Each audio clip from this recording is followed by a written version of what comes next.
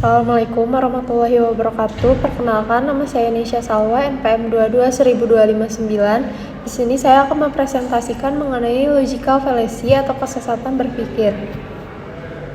Apa itu logical fallacy? Yaitu kekeliruan dalam penalaran yang membuat argumen tampak seolah-olah logis atau valid, padahal sebenarnya cacat secara logika. Jenis logical fallacies yang pertama itu ada kesesatan formal, lalu ada juga kesesatan yang informal.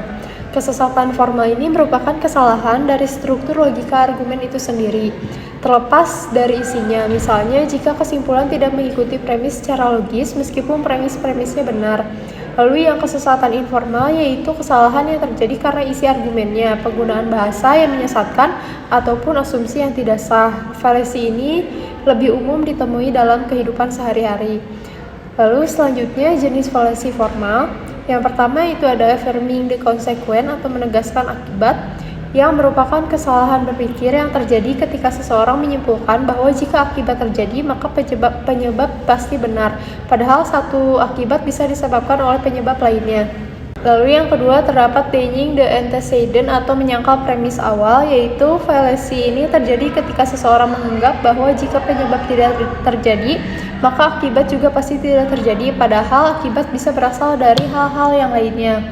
Lalu selanjutnya ada non sequitur atau tidak mengikuti, yaitu terjadi ketika simpulan tidak secara logis mengikuti premis-premis yang diberikan, meskipun tidak secara eksplisit melanggar bentuk logika tertentu.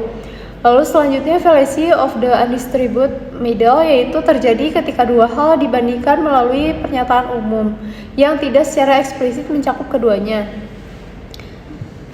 Selanjutnya jenis fallacy formal yaitu begging the question. Fallacy ini terjadi ketika kesimpulan yang ingin dibuktikan sudah diasumsikan benar dalam salah satu premisnya, sehingga tidak benar-benar ada argumen yang membuktikan apapun.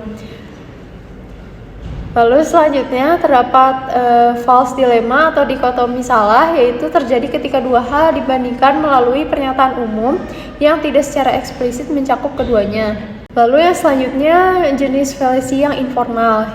Yang pertama terdapat ad hominem atau menyerang karakter atau pribadi lawan debat, bukan argumennya. Misalnya argumennya salah karena dia tidak punya gelar hukum. Lalu yang selanjutnya ada strawman, yaitu mendistorsi argumen lawan menjadi versi yang lebih lemah atau ekstrim agar lebih mudah diserang. Contohnya, dia ingin mengubah hukum ini berarti dia ingin menghapus sistem hukum.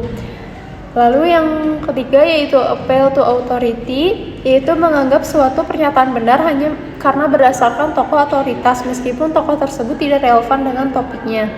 Lalu yang selanjutnya false dilemma, yaitu menyajikan dua pilihan ekstrim seolah-olah tidak ada alternatif lain. Contohnya, kalau kamu tidak setuju dengan hukum ini berarti kamu mendukung kekacauan.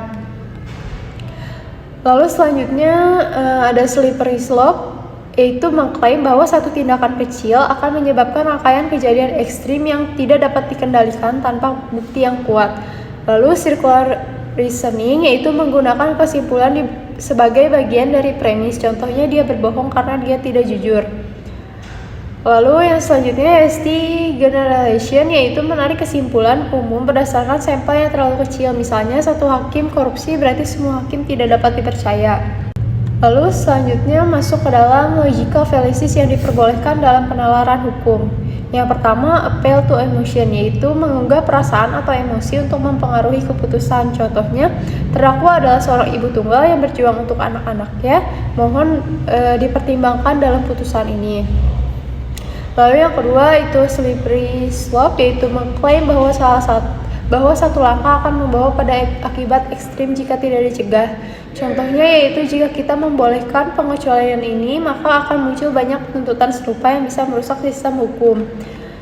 Lalu ada appeal to tradition, yaitu mengacu pada tradisi atau putusan sebelumnya sebagai dasar kebenaran. Contohnya asas presumption of innocence atau asas praduga tak bersalah telah digunakan sejak lama dalam sistem hukum modern dan menjadi pilar penting dalam pengadilan. Tidak semestinya dihapus atau digeser oleh opini publik. Lalu selanjutnya weak analogi, yaitu menyamakan dua hal yang berbeda tanpa dasar yang kuat, namun dalam hukum sering digunakan untuk mendekati kasus baru. Contohnya yaitu kasus ini mirip dengan kasus kasus A mirip dengan kasus B, yang dimana hakim memutuskan bahwa tanggung jawab perusahaan tetap ada meskipun tidak ada kesalahan langsung dari direksinya.